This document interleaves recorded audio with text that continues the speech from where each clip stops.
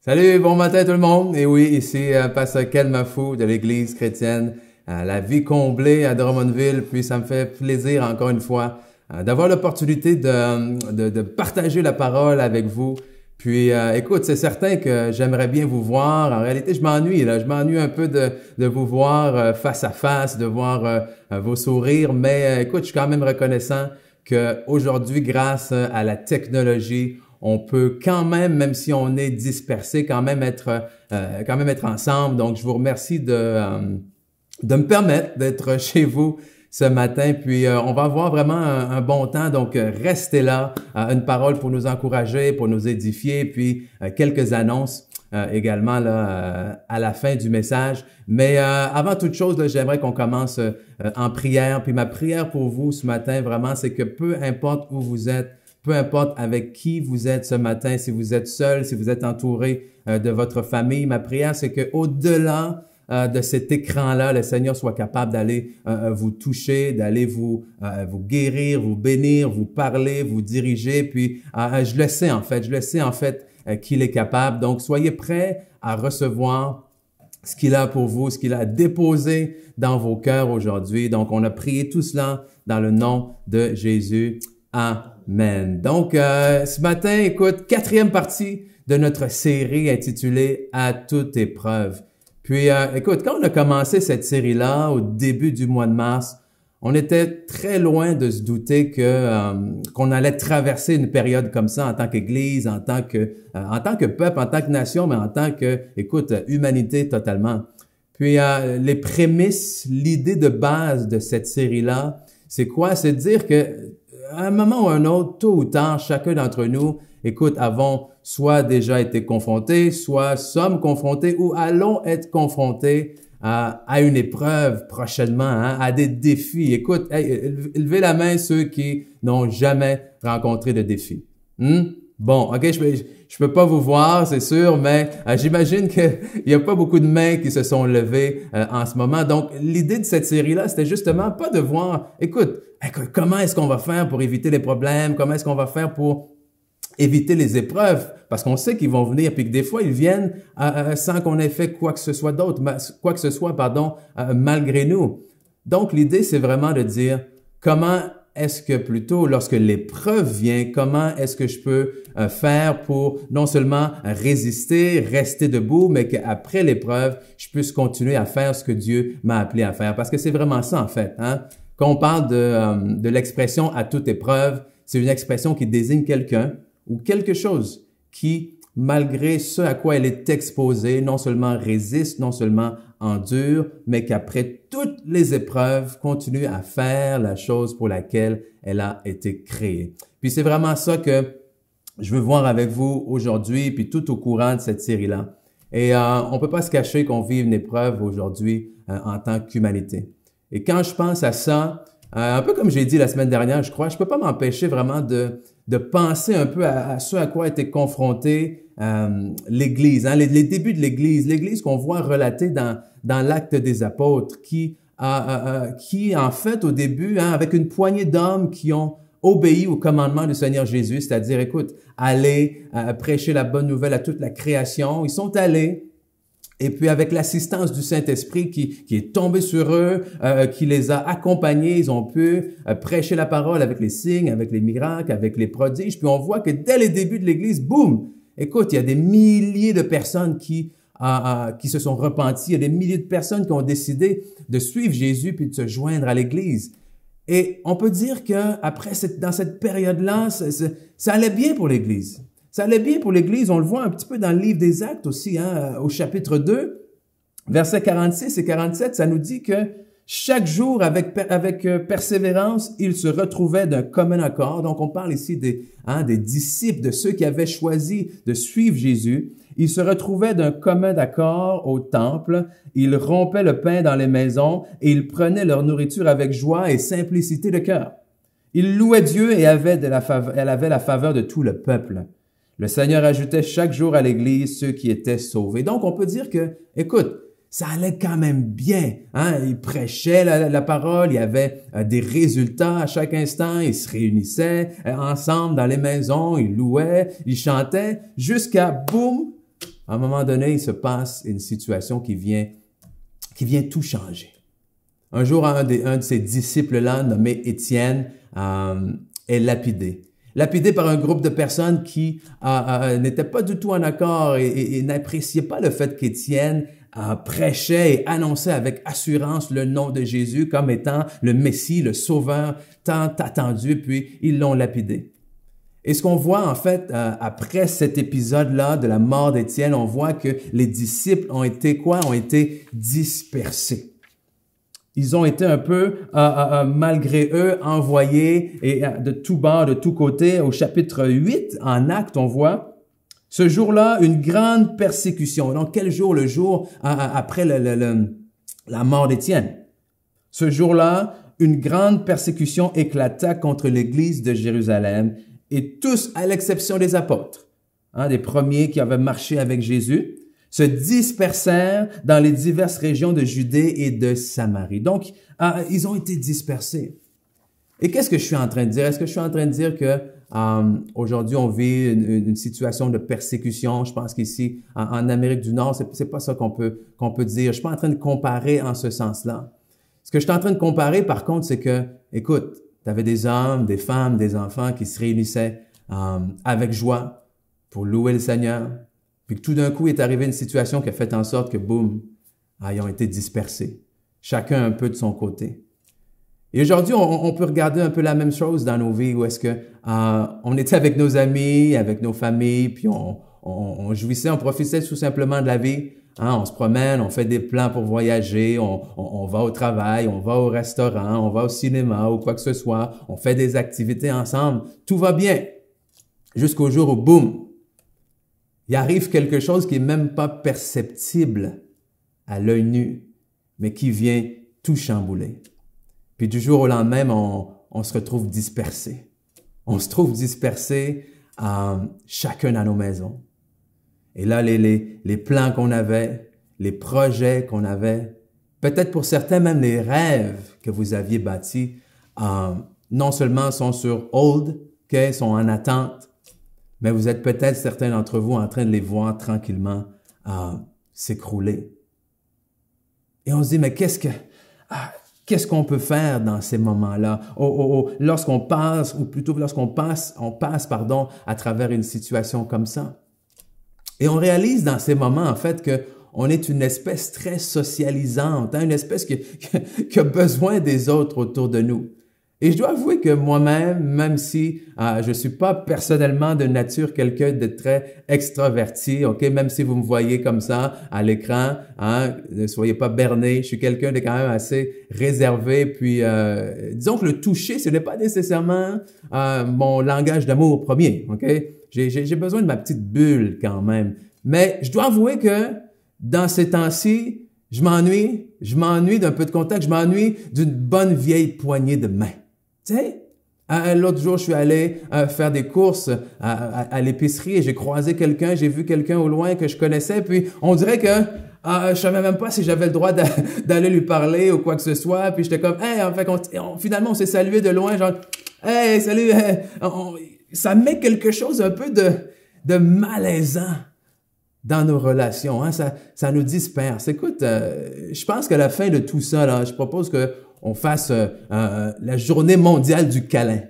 Quand tout ça va être terminé, la journée mondiale du câlin, écoute, il faut pas abuser, pas une journée au complet quand même, On va se dire, mettons, 2 minutes dans la journée, à 11 heures, tout le monde en arrête, qu'est-ce qu'on fait? Un petit 2 minutes pour serrer la main à ton voisin, faire un câlin, dire que t'es content qu'il soit là, puis c'est fini. Mais écoute, blague à part, la question dans ce qu'on vit en ce moment, c'est justement comment arriver à tendre la main à mon prochain alors que je peux même pas lui toucher. Arriver à être une aide, à être un support aux gens autour de moi alors que pour certains d'entre vous, vous vous êtes même pas permis d'aller voir des proches qui sont malades ou des proches qui sont mourants. Et ce qu'on a fait à travers les dernières semaines dans cette série-là, à toute épreuve, qui d'ailleurs, si vous n'avez pas eu l'occasion d'entendre les premiers messages, je vous invite à y aller sur notre site internet www.lavicomblée.com. Mais ce qu'on a fait, c'est qu'on a dit, écoute, comment se donner des moyens pour pouvoir traverser ça. Et je suis convaincu qu'un des facteurs déterminants pour nous aider à traverser les épreuves dans nos vies, c'est d'être entouré.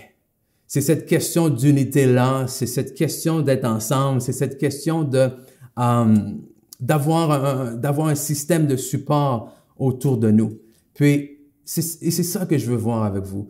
Parce que tout le monde, chacun d'entre nous, on a sûrement vécu des épisodes dans nos vies où est-ce qu'on a eu besoin de quelqu'un pour nous donner une petite poussée, cette fameuse tape dans le dos pour nous aider à nous relever. Et puis, j'aime tellement ce que l'Ecclésiaste dit justement dans la parole de Dieu à propos de ça, au chapitre 4, versets 9 et 10, qui nous dit « Mieux vaut être deux que tout seul. On tire un bon profit de son travail. » Et verset 10, « Si l'un tombe, l'autre le relève, mais malheur à celui qui est seul et qui vient à tomber sans avoir personne pour l'aider à se relever. » Et combien de fois, vous pouvez penser peut-être, vous avez vécu un deuil, une séparation, une perte d'emploi, un déménagement ou peu importe quelque chose de bouleversant dans vos vies, puis vous dites, mais si ce n'avait été de telle ou de telle personne qui est venue me voir, qui m'a donné une parole encourageante, qui m'a aidé financièrement ou peu importe de quelle façon, si ce n'avait été de telle ou telle personne, je pense que j'aurais pas passé à travers. Puis, ce que je veux en fait, c'est qu'on soit tous et chacun, qu'on prenne la décision, en fait, tous et chacun, d'être cette personne-là. D'être cette personne-là qui prend la décision de dire, je vais être l'appui pour celui et celle qui traverse l'épreuve. Je vais être la personne qui va aider tel ou tel autre à traverser les défis. Donc, c'est ce que je veux voir avec vous ce matin, et c'est pour ça que le titre de mon message, c'est « Disperser » mais non diviser. Disperser, mais non diviser. Parce que disperser, ça veut dire quoi? Disperser, ça veut dire plusieurs personnes qui sont dans plusieurs endroits à la fois. Alors que diviser veut dire plus dans le sens de partager, de séparer, voire même quelque chose qui est déchiré. Et si je prends l'exemple de ma propre famille, OK? On est 5 enfants chez nous, avec nos deux parents. Puis, mes parents habitent à Saint-Hyacinthe. Moi, avec ma famille, nous habitons à Drummondville. J'ai un frère qui habite à Québec et mes deux sœurs, elles, habitent à Montréal. Donc, nous sommes une seule famille dispersée dans différentes villes, mais nous ne sommes pas pour autant divisés. Nous restons unis par le lien de l'amour. Et justement, on reste en contact dans ces moments-là qu'on vit. On se texte, on s'appelle. Donc, on est dispersés, mais non divisés. Puis c'est ce que je veux que vous compreniez aujourd'hui, que le mot confinement n'est pas obligé de rimer avec isolement. Okay? Donc, comment faire pour être des personnes de soutien dans cette période-là? Puis, écoute, quand je pense à tout ça, quand je pense à la force de l'unité, de l'amitié, il y a un passage dans la Bible, une histoire à laquelle je pense tout le temps, en fait. C'est cette histoire-là d'un homme paralysé qui, en fait, a des amis qui l'amènent voir Jésus. Puis, il y a tellement de gens devant la maison, il y a une foule tellement grande qui sont pas capables de passer. Puis, finalement, ces amis-là, ils décident de le faire passer par le toit. Pas qu'il y avait un trou sur le toit, mais ils font carrément une ouverture sur le toit, puis ils font passer cet homme-là par le toit pour que Jésus puisse le guérir. Puis on va lire, en fait, je vous invite à venir avec moi, on va lire, on retrouve cette histoire dans plusieurs des évangiles, mais on va la lire ensemble en Marc, chapitre 2, et moi, je vais vous la lire dans la version français courant. Marc, chapitre 2, versets 1 à 5. Quelques jours plus tard, Jésus revint à Capharnaüm, et l'on apprit qu'il était à la maison. Une foule de gens s'assembla si bien qu'il ne restait plus de place, pas même dehors devant la porte. OK? Donc, je veux vous imaginer ça là. C'est sûr qu'en ce moment, c'est quelque chose de difficile à imaginer, OK? Parce que les foules, on n'en veut plus. Hein? Mais à ce moment-là, il y a des gens, non seulement la maison est bondée, mais à l'extérieur de la maison aussi, c'est bondé. OK? Il n'y a pas de place pour entrer. Jésus leur donnait son enseignement. Quelques hommes arrivèrent, un groupe d'hommes arrivèrent, lui emmenant un paralysé, porté par 4 d'entre eux. Je veux souligner ça. Hein, c'est quelques hommes, un groupe d'hommes arrivait, puis il y a 4 dans ce groupe d'hommes-là qui portaient un homme. Donc, oui, il y en a 4 qui l'ont transporté, mais ils sont plus que 4 à être venus avec lui. C'est important à comprendre ça. Mais ils ne pouvaient pas le présenter à Jésus à cause de la foule. Ils ouvrirent alors le toit au-dessus de l'endroit où était Jésus. Par le trou qu'ils avaient fait, ils descendirent le paralysé étendu sur la natte. Quand Jésus vit la foi de ces hommes, il dit au paralysé, « Mon fils, tes péchés sont pardonnés. » Quelques versets après, on voit les pharisiens, les gens très religieux, qui sont pas contents, pas parce que un homme est sur le point d'être guéri, mais eux sont pas contents parce que d'après eux, Jésus a blasphémé et qu'il n'a pas le droit de pardonner les péchés. Mais au verset 11 et 12, Jésus continue quand même et dit à l'homme paralysé, « Je te le dis, lève-toi, prends ta natte et rentre chez toi. » Aussitôt, tandis que tout le monde le regardait, l'homme se leva, prit sa natte ou son lit et partit. Ils furent tous frappés d'étonnement. Ils louaient Dieu et disaient, « Nous n'avons jamais rien vu de pareil. » Donc, vraiment inspiré de cet épisode-là, de ce passage-là qu'on vient de lire ensemble, je veux qu'on voit comment nous on peut rester unis, comment est-ce qu'on peut être un support et des amis en temps de crise, même si nous sommes dispersés. La première chose que moi, personnellement, j'ai remarqué là-dedans et que je nous encourage tous à faire, c'est quoi? C'est faites le premier pas et même davantage. Faites le premier pas et même davantage. Et le premier pas, ça peut sembler évident. Hein? On dit, écoute, attends pas nécessairement que les gens viennent vers toi. Écoute, vas-y, toi, prends le téléphone. Sois la personne qui fait le premier pas, qui va vers l'autre. Mais je crois ici qu'il y a davantage que le premier pas. Et même si, lorsqu'on lit l'histoire dans les différents évangiles, on n'est pas à même de voir réellement qui a initié cette action, dans le sens que, est-ce que c'est l'homme paralysé qui a dit à ses amis, hey, les gars, s'il vous plaît, il faut que vous m'emmeniez vers Jésus, ou est-ce que c'est ses amis qui ont dit, non, on peut pas te laisser comme ça, viens, on va t'emmener vers Jésus. Même si on peut pas dire ça avec certitude, il y a quelque chose, moi, qui me laisse croire que c'est ces amis-là qui ont fait le premier pas. Pourquoi? À cause du davantage qu'ils ont fait. Parce que pensez-y, OK? Ils arrivent avec leur ami, le paralysé, et ils voient la foule. Je me dis que si c'est quelqu'un qui te le demande ou qui te pousse et tu te dis, c'est facile d'être bloqué par la foule. Tu dis, écoute, je suis désolé, monsieur, on aurait bien voulu vous aider, tout ça, mais vous voyez, c'est impossible de rentrer. Donc, on va attendre, peut-être on va revenir à un autre moment où on va faire comme chez Costco en ce moment, on va faire la file à 1 heure ou 2 dehors en attendant que ça soit à nous de rentrer, vous comprenez? Mais ces hommes-là ont pas fait ça. Ces hommes-là ont pas fait ça, on dit non, on n'est pas venu ici pour rien, on va trouver une solution. Et on peut être, avec raison, frappé par le fait que ces hommes-là ont créé une ouverture sur le toit pour faire passer leur ami. Mais moi, je me dis, comment est-ce qu'ils ont fait surtout pour monter sur le toit? Et c'est là que moi, je vois le davantage.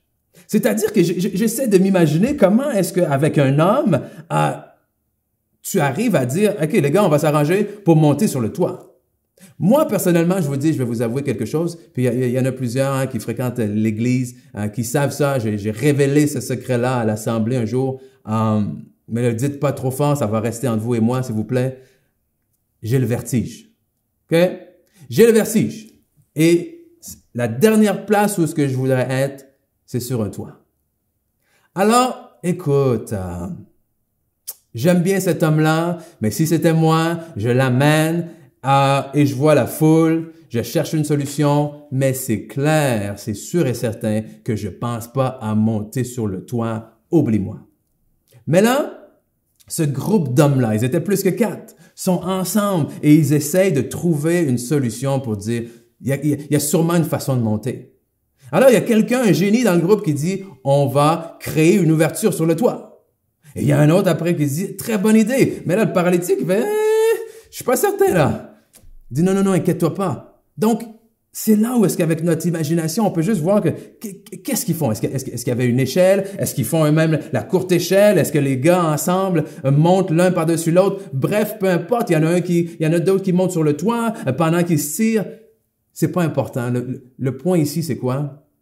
Le point ici, c'est que ses amis ne se sont pas arrêtés aux premières barrières qu'ils ont vues.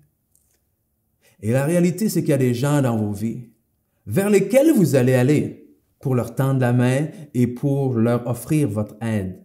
Mais des fois, les gens, même s'ils ont besoin de cette aide et même s'ils aimeraient dire oui à cette aide-là, ont des barrières qui leur empêchent de dire oui. Il y a des gens qui ont été abusés, que ce soit, écoute, physiquement, émotionnellement, même spirituellement. Hein, il y a des gens qui, lorsque tu leur parles de Dieu aujourd'hui, ah non, non, non, non, non, non, non. Lorsque tu leur tends leur aide, mais là, ils entendent dire que c'est l'Église. Ah non, moi, l'Église. Pourquoi? Parce qu'ils ont été blessés dans le passé. Il y a des gens qui manquent d'estime en eux.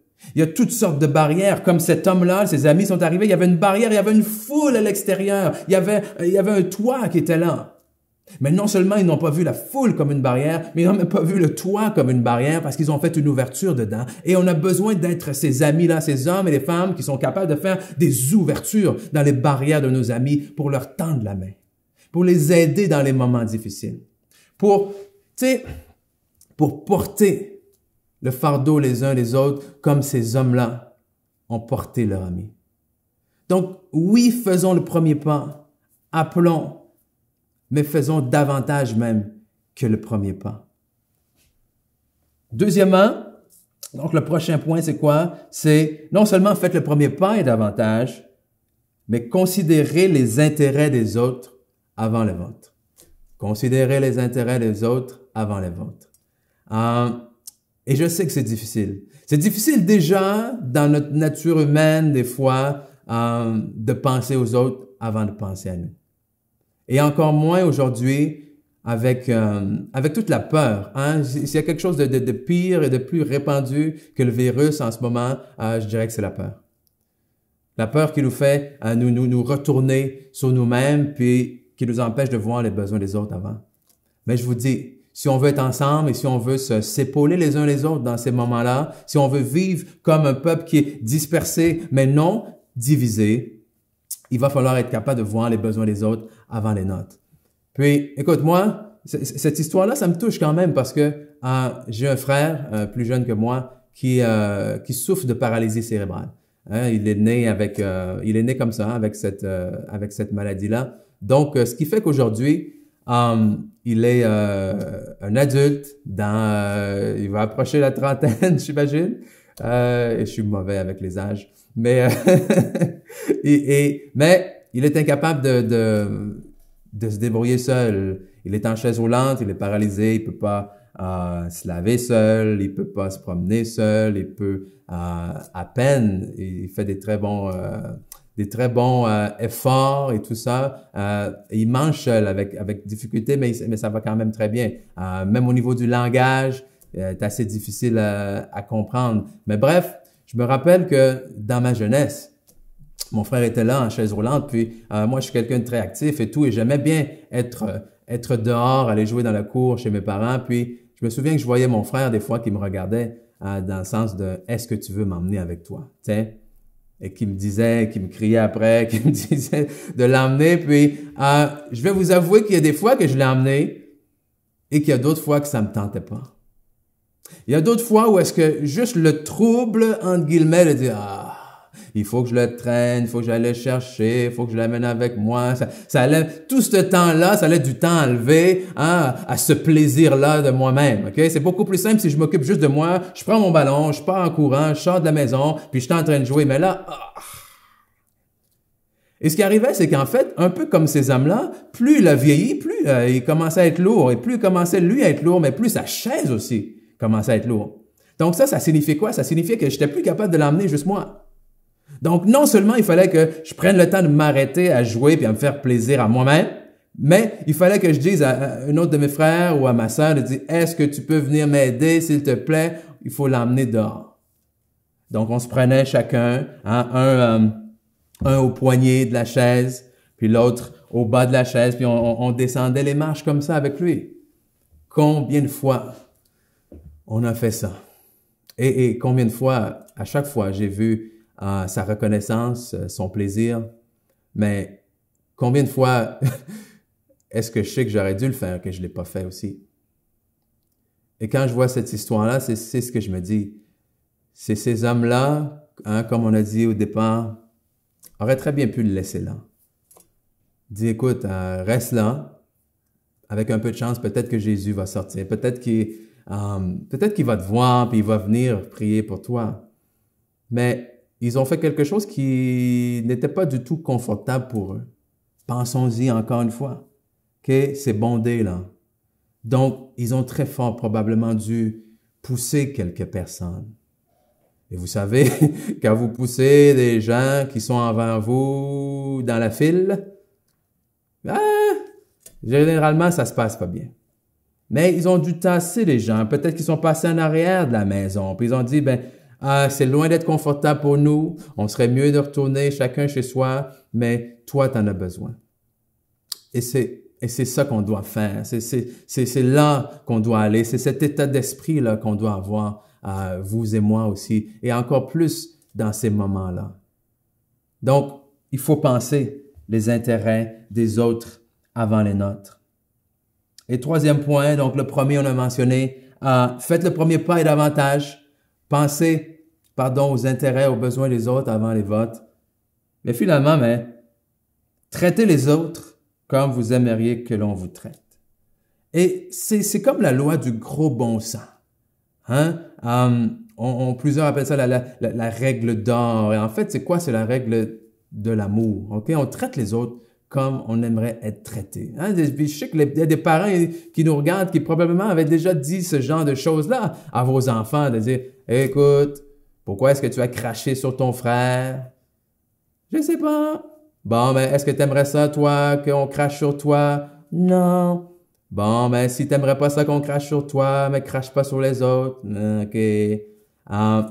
C'est ça. C'est la loi de l'amour. C'est la loi du gros bon sens. Traitez les autres comme vous aimeriez être traités. Et je le dis aussi dans le sens où, des fois, je rencontre des gens qui sont seuls, OK? Et la solitude, c'est jamais agréable, c'est jamais quelque chose de facile à vivre. Mais j'ai des gens, des fois, qui viennent et qui me disent, j'ai pas d'amis, j'ai personne autour de moi. Et la question que je leur pose et que je vous pose aussi aujourd'hui, est-ce que vous êtes un ami? Qu'est-ce que je veux dire par là? C'est que dans la vie, comme dans la Bible aussi, il y a ce qu'on appelle la loi de la semence. On récolte ce que l'on sème. Alors, si en amitié, si autour de toi tu veux récolter de la loyauté, de la fidélité, alors il va falloir que tu commences à semer de la loyauté et de la fidélité dans les gens autour de toi. Si tu veux être entouré de gens dignes de confiance, alors devinez quoi? Oui, vous-même, il va falloir que vous commenciez à prendre la décision de dire, moi, je décide d'être une personne digne de confiance. Et c'est ça de dire, OK, comment dans telle situation j'aimerais qu'un ami réagisse avec moi? Alors voici moi comment est-ce que je vais réagir. Et ça nous ramène à tous les autres points, au deuxième point aussi, en disant, non, je vais pas penser à mes intérêts d'abord, mais je veux voir également les intérêts des gens qui m'entourent. Luc chapitre 6, au verset 31, c'est exactement ce que ça nous dit. Ce que vous voulez que les hommes fassent pour vous, faites-le de même pour eux. Alors, peu importe où ce que vous trouvez en ce moment, c'est sûr que vous êtes là, puis peut-être que vous avez des besoins, puis vous avez juste hâte, et vous vous dites, mais j'ai hâte que quelqu'un m'appelle, j'ai hâte que quelqu'un fasse ci pour moi. Mais j'ose croire que peu importe la situation dans laquelle vous vous trouvez en ce moment, il y a probablement quelque chose aussi que vous pouvez faire pour quelqu'un. Et ça, c'est l'amour, de démontrer cet amour-là. Comment est-ce qu'on va rester unis, même dispersés? Comment est-ce qu'on va éviter d'être divisés alors que nous sommes dispersés? Comment est-ce qu'on va éviter que confinement rime avec isolement? Eh bien, je crois que c'est en se laissant diriger par l'amour. Puis je pense que ça vaut la peine de prendre le temps de lire ensemble ce que la Bible nous dit à propos de l'amour. Hein, ce que l'apôtre a écrit en 1 Corinthiens au chapitre 13. Puis, je crois que c'est tellement important pour nous d'être ancrés dans cet amour-là, de se laisser diriger, de se laisser guider nos vies par cet amour-là. On va lire du verset 4 au verset 7 ensemble. Et alors que l'on lit, j'aimerais que vous preniez le temps de réfléchir à savoir est-ce que je marche dans cet amour-là? Hein, parce on réalise que cette définition de l'amour est bien élevée au-dessus de la définition d'amour que nous pouvons avoir, vous et moi, des fois. L'amour est patient, il est plein de bonté. L'amour n'est pas envieux, l'amour ne se vante pas, il ne s'enfle pas d'orgueil, il ne fait rien de malhonnête et il ne cherche pas son intérêt. L'amour ne s'irrite pas, il ne soupçonne pas le mal, il ne se réjouit pas de l'injustice, mais il se réjouit de la vérité. Il pardonne tout, il croit tout, il espère tout, il supporte tout. C'est ça l'amour. C'est l'amour de Dieu. C'est un amour qui est humainement impossible, mais qui est divinement à notre portée, parce que Dieu, lorsque on met notre foi en lui et qu'il nous donne son Saint-Esprit, alors il met en nous également cet amour-là. Alors dans ces temps, mes amis, que nous vivons, je vous exhorte vraiment. Je vous encourage à vous laisser diriger par l'amour. On se laisse diriger par l'amour, parce que c'est exactement ce qu'on voit que le Seigneur Jésus a fait pour nous.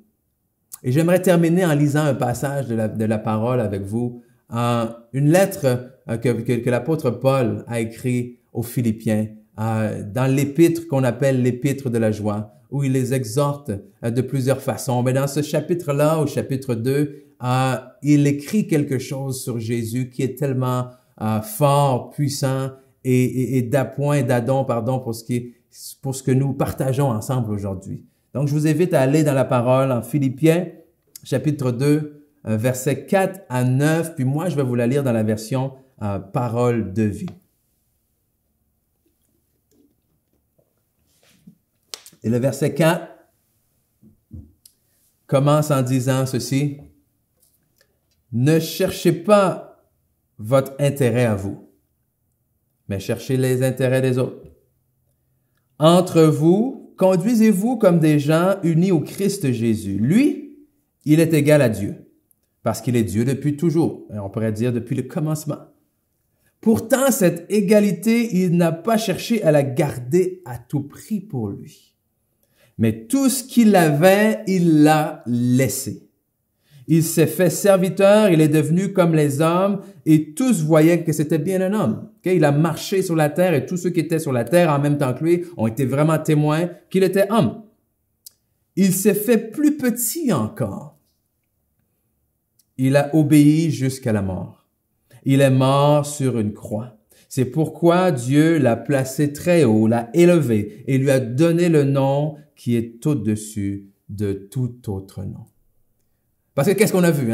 On a vu de faire le premier pas et l'avantage, de chercher les intérêts des autres avant les nôtres et de traiter les autres en fait comme nous-mêmes aimerions être traités.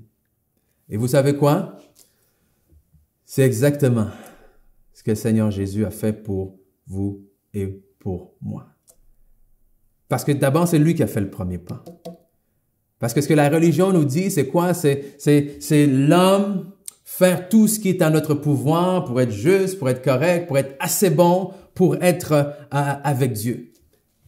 Mais la réalité, c'est qu'il n'y a personne qui est assez bon. Et si on juge assez bon, si on juge une bonne personne, on se juge une bonne personne sur quels critères? Vos critères à vous et les critères, les miens, ils sont pas pareils.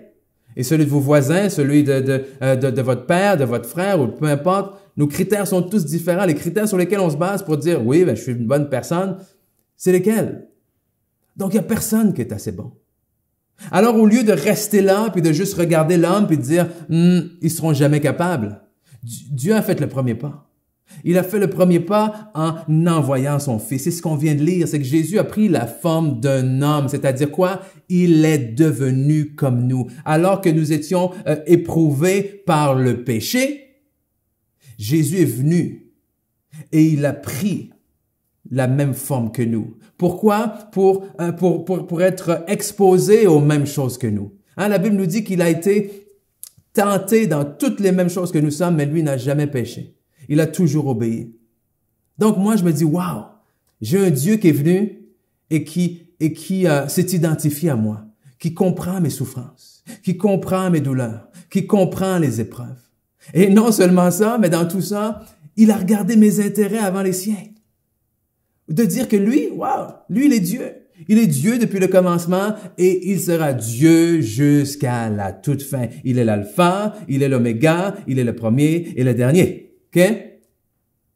Mais ça nous dit qu'il n'a pas regardé comme quelque chose qu'il voulait conserver pour lui-même, cette divinité-là.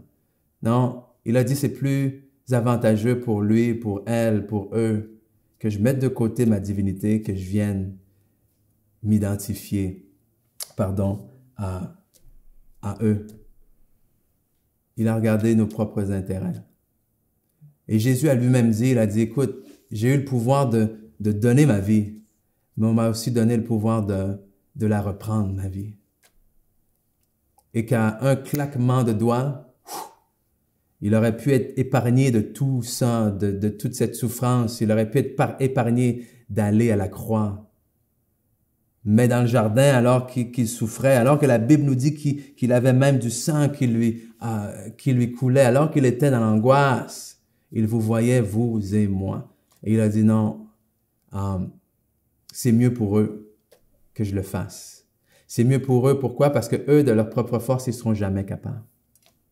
Que ce péché-là, que cette désobéissance-là qui est venue sur le monde, il n'y a personne d'autre que moi qui peut l'enlever. Donc, parce qu'un homme a péché, il fallait qu'un homme paye. Alors, c'est pour ça que Jésus, lui, a pris la forme d'un homme. Et il a marché comme un homme et il a été parfait. Et en étant parfait, ça a payé pour vous et moi. Et nous avons maintenant, grâce à lui, par la foi que nous mettons en lui et en son sacrifice, nous avons une relation qui est rétablie avec Dieu et nous avons cette vie éternelle-là. Puis ce qu'il a fait, finalement, c'est quoi? C'est l'ultime, le geste d'amour. Qu'il n'y a pas de plus grand amour que de donner sa vie pour ses amis. Tu sais, des fois, vous rendez service à un ami ou à quelqu'un, puis on peut répondre, écoute, il n'y a rien là, je sais que tu aurais fait la même chose pour moi. Mais je sais pas, hein. Dans ce cas-ci, est-ce que j'aurais vraiment fait la même chose que Dieu? Je pense à mes deux garçons, puis je me dis, est-ce que j'aurais vraiment donné un de mes enfants pour venir en aide à quelqu'un qui, on va se le dire, ne le mérite pas, à quelqu'un qui non seulement me connaît pas, mais même ne m'aime pas et me rejette. Et pourtant, c'est ce que Dieu a fait. Parce que la Bible nous dit que Dieu a tant aimé le monde qu'il a donné son Fils unique, afin que quiconque croit en lui, c'est-à-dire met sa foi en lui, ne périsse point, mais ait la vie éternelle. Alors aujourd'hui, oui, je vous exhorte, tous et chacun, à être des amis fidèles, à être des gens qui prennent une action concrète, à faire en sorte que nous restions unis, malgré ces temps-là qui nous frappent tous et chacun. Que nous restions ensemble, même si nous sommes dispersés, que comme nous avons dit, nous sommes dispersés, mais non divisés. Alors oui, je vous invite à être ces amis-là. Mais si vous nous regardez ici ce matin, puis que, écoute, c'est peut-être la première fois que vous entendez ce message de l'Évangile, c'est peut-être la première fois que vous entendez parler de ce que Jésus a fait pour vous, eh bien, je veux vous donner l'occasion d'accepter, de dire oui à ce sacrifice-là, de faire de Jésus-Christ votre Seigneur et votre Sauveur, parce que Jésus dit que celui qui croit en lui, que celui qui croit en moi ne sera pas ébranlé, qu'il ne vous abandonnera pas et qu'il ne vous délaissera pas. Et aujourd'hui, dans ce temps d'épreuve, dans ce temps de tumulte dans lequel sont plongées toutes les nations, votre seule assurance, c'est Jésus-Christ. Notre rocher, c'est lui. Donc, je veux vous inviter à le recevoir, à l'accepter aujourd'hui dans votre vie. Oui, mais comment est-ce que je fais ça? C'est très simple. Okay? Ça commence ici dans le cœur. Et qu'est-ce qu'il faut croire dans notre cœur? Il faut croire que, premièrement, Dieu existe. Amen. Il faut croire que Dieu existe. Qu'il a envoyé son Fils unique, Jésus-Christ, sur la terre pour prendre la place d'un homme, pour prendre la forme des hommes, pardon. Et pourquoi? Parce que l'homme, dans sa désobéissance envers Dieu, a emmené le péché sur la terre. Et le péché, ça fait quoi en fait? C'est ça le péché. Des fois, on entend ce mot-là, puis mais le péché, c'est la désobéissance. C'est de marcher contraire à ce que Dieu veut qu'on fasse. Et à cause de ça, parce que Dieu, lui, est vie, hein, Dieu est amour, mais Dieu est vie. Alors, si tu désobéis à Dieu et que tu ne choisis pas Dieu, alors tu ne choisis pas la vie. Et si tu ne choisis pas la vie, devine ce que tu choisis. Tu choisis la mort. OK? Mais Dieu, lui, n'a pas voulu ça pour sa création. N'a pas voulu ça, mais au contraire, a créé l'homme pour lui donner la terre, a créé l'homme pour avoir une relation avec lui. Mais malheureusement, cette relation-là a été brisée, mais Dieu a envoyé son Fils pour réconcilier et ramener cette relation-là. Alors, en mettant notre foi en lui, en disant, oui, je crois en Dieu. Oui, je crois qu'il a envoyé son Fils Jésus pour moi, pour mourir à ma place, pour payer à ma place le salaire, la conséquence du péché. Et qu'aujourd'hui, en mettant ma foi en Jésus-Christ, j'ai la vie éternelle. Et la vie éternelle, c'est quoi? La vie éternelle, c'est pas seulement la vie après la mort. OK? La vie éternelle, ça veut dire que, automatiquement, que sincèrement, dans ton cœur, tu le crois et tu le décides. Dieu vient habiter en toi. Et il vient avec tout son bagage, OK? Et son bagage, c'est quoi? Son bagage, c'est la joie. Son bagage, c'est la paix. Son bagage, c'est l'assurance. Son bagage, c'est la force. Son bagage, c'est un soutien. Son bagage, c'est tout ce dont vous avez besoin. Donc, c'est un cadeau merveilleux, c'est un cadeau gratuit qu'il faut accepter. Seule chose, c'est qu'il faut dire, oui, Seigneur, je renonce à mes plans, je renonce à mes projets, je renonce à ma propre vie et je veux prendre la vie que tu es venu chercher pour moi. Donc, simplement, si c'est vous ce matin, si vous êtes là à la maison, que pour la première fois, vous voulez dire, oui, je veux donner ma vie au Seigneur Jésus, alors je vous invite à faire cette prière-là avec moi. De dire tout simplement, Père éternel, je te remercie. Je te remercie pour le sacrifice que tu as fait pour moi. Que tu aies daigné donner ton Fils Jésus pour moi. Alors que j'étais loin de toi, alors que je te connaissais pas. Et aujourd'hui, je prends la décision d'accepter ce don gratuit. Aujourd'hui, je déclare que tu es Dieu. Je déclare que je crois que Jésus-Christ est venu sur terre, qu'il est mort, qu'il est ressuscité pour mes péchés. Et en mettant ma foi en lui, je reçois la vie éternelle, une vie nouvelle avec toi pour l'éternité. Donc voilà, écoute, si vous êtes là, si vous avez fait cette prière-là pour la première fois, s'il vous plaît, laissez-nous savoir. Écrivez-nous, que ce soit directement là sur Facebook ou écrivez-nous en privé. Pourquoi? Parce que, comme on l'a dit depuis le début, comme je l'ai dit dans ce message-là, on veut être là pour vous. On veut être là pour vous aider à grandir puis à aller de l'avant dans cette vie nouvelle. Écoute, c'est la meilleure décision que vous pourriez jamais prendre de votre vie. Donc, écoute, voilà la parole que j'avais à cœur de vous apporter. Puis, je vous exhorte je vous exhorte vraiment à continuer à avancer, ok? À continuer à avancer dans la joie, dans la foi, dans la paix et de ne pas vous livrer à la peur. Il y a un temps pour lequel on est ébranlé, ok? Mais Dieu, lui, est toujours à l'œuvre. Dieu, lui, est toujours à l'œuvre. Rappelez-vous de ça. Et qu'on doit se préparer parce que, en tant qu'Église, on veut être prêt. On veut être prêt à tendre la main à ceux qui auront besoin dans ces temps difficiles-là. Et c'est justement une des raisons pour lesquelles je vous invite, je vous rappelle, parce qu'il y a aussi plusieurs personnes qui me posaient la question, qui nous appelaient, qui vous écrivaient à savoir mais comment continuer, même alors qu'on peut pas se voir, à supporter le ministère, à faire nos dons, nos offrandes et tout ça. Eh bien, comme depuis longtemps, là, vous pouvez faire vos dons en ligne. Okay? Simplement aller sur notre site internet le www.lavicomblée.com. Il y a un onglet en haut qui est écrit Faire un don. Vous cliquez sur cet onglet-là, puis vous allez avoir après là, les instructions pour le faire. Également, mais si c'est plus difficile pour vous, que vous désirez donner encore face à face, que ce soit par chèque ou argent, à ce moment-là, simplement nous contacter là directement, puis on va vous donner les directives pour ça. Mais n'arrêtons pas. Okay? Je sais que pour plusieurs d'entre vous, ça doit être des moments difficiles à beaucoup de niveaux, puis financièrement. Mais je me dis, wow, quel moment justement pour mettre notre foi à l'épreuve, pour dire que ouais, Dieu est celui qui pourvoit. Puis, il faut continuer parce que il y a une bénédiction, comme la Bible nous dit, rattachée à ça. Mais surtout pour moi, parce que je sais que il y a le coronavirus, mais il y a un après-coronavirus.